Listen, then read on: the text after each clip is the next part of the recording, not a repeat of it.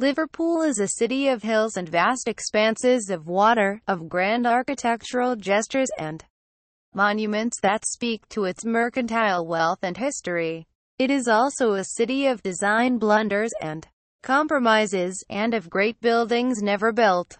In some cases the brief changed, in others the architect's own ideas changed, especially in the course of a long and complicated project, explains Joseph Sharples, co-curator of Reba North's Liverpool mover, shaker, architectural risk-taker exhibition and author of the Pevsner Architectural Guide to Liverpool. Some projects proved too costly and others were mere flights of fancy, designed by architecture students, he adds.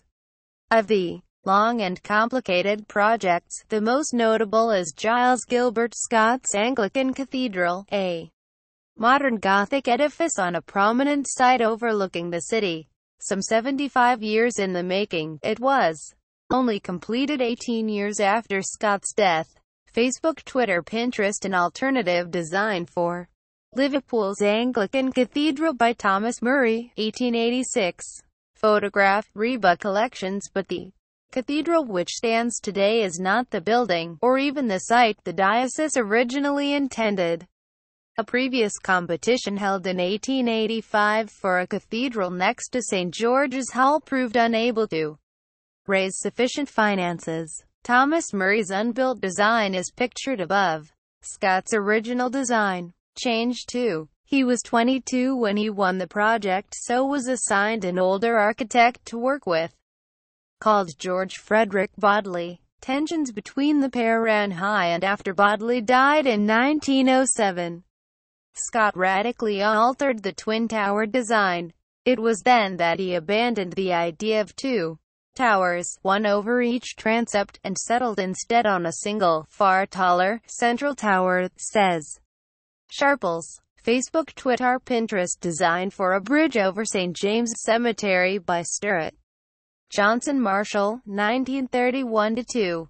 Photograph, Reba. The results are awe-inspiring but might have been even more so had a dizzyingly tall and monumental viaduct spanning St. James's Cemetery, a former quarry at the feet of the cathedral, been more than just the imaginative outcome of a sketching exercise by architecture student Stuart Johnson Marshall. In 1947, Scott proposed a series of elegant and symmetrical mansion blocks flanking an imposing central garden and approach to the cathedral's west porch. Had this scheme gone ahead, it would have stood on the site of a grid of early 19th century terrace streets that were cleared to create an appropriately grand setting for the cathedral.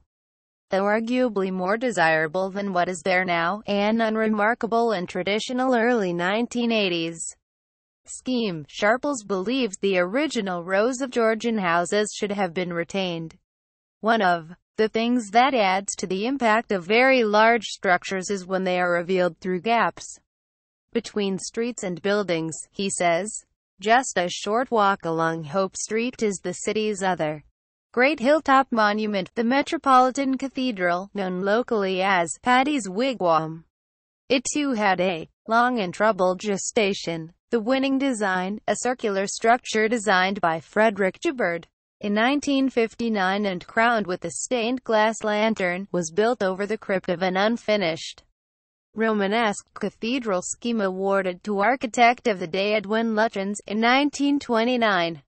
The Second World War interrupted construction on Lutyens' masterpiece, and ballooning costs, the final estimates were £27 million, eye-popping at the time, eventually meant it was abandoned altogether. Facebook, Twitter, Pinterest sketch for the Catholic Cathedral by Sir Edwin Lutyens, 1932. Photograph, Reba Collections. It was an astonishingly ambitious project, says Sharples, set to rival the scale of St. Peter's in Rome with a colossally high dome. A series of pencil sketches by Lutyens shows the extraordinary massing of the building, which looks like a medieval Italian hilltop village piled up high, diminishing in perspective as it rises. Yet another twist in the Metropolitan Cathedral's tale is that one of the designs in the 1950s competition was by brutalist architect Denis Lasdun, of London's National Theatre fame. Drawings show an elegant and low-slung star-shaped building with a folding origami-style roof that was probably to be made out of concrete. Sharples believed Lasdun's low-lying form would have had far less impact on Liverpool's skyline than Joubert's. Facebook, Twitter, Pinterest. Denis Lasdun's 1959 competition design for Liverpool's Catholic Cathedral. Photograph, Reba Collections. The exhibition also looks at various projects intended for the site near St. George's Hall, a building that has never found a neighbor to live up to its lofty architectural majesty. It is now somewhat miserably enclosed on one side by a major road and on another by the sprawling St. John's Shopping Centre, opened in 1971. Designed by the 20-something Harvey Lonsdale Elms, St. George's Hall was initially supposed to be a concert hall, while another building next to it was to house the assize courts. In an early and unusual example of mixed use, the functions were combined into one, and the resulting building is widely considered to be a masterpiece of the neoclassical genre. Elms was later asked to design a Daily Courts building to occupy the site of Islington Market, where the Wellington Column now stands. Drawings show an octagonal tower to be linked by a tunnel to St. George's Hall and provide ventilation for both buildings. The building temporarily revived the idea of a three-sided square around St. George's Hall, with Lime Street Station providing the southern side, but the scheme was ultimately abandoned, along with the opportunity to create a formal civic space. St. George's Hall became, and still is, an isolated monument rather than part of a grand public space, says Sharples. In the 1960s, planning consultant Graham Shankland advised Liverpool City Council on urban renewal.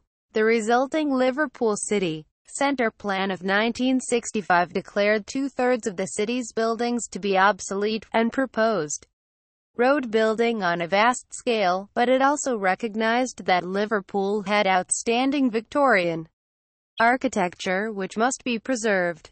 In Shankland's panorama of the future city centre, pictured at top, a large public square takes the place of St. John's Gardens. The 521-story towers of the proposed Strand Paradise Street housing and shopping scheme are just to the left of the centre. They were never built, and the Liverpool One shopping development now covers part of the site. Facebook, Twitter, Pinterest. A render of Will Alsop's doomed cloud scheme for Liverpool waterfront.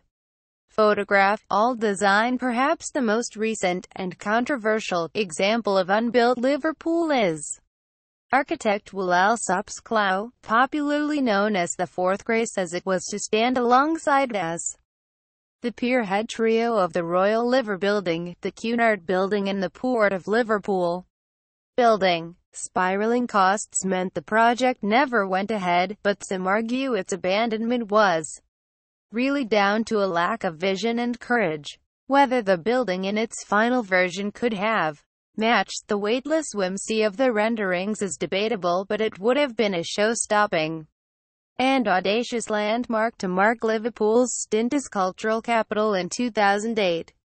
Follow Guardian Cities on Twitter and Facebook to join the discussion, and explore our archive here.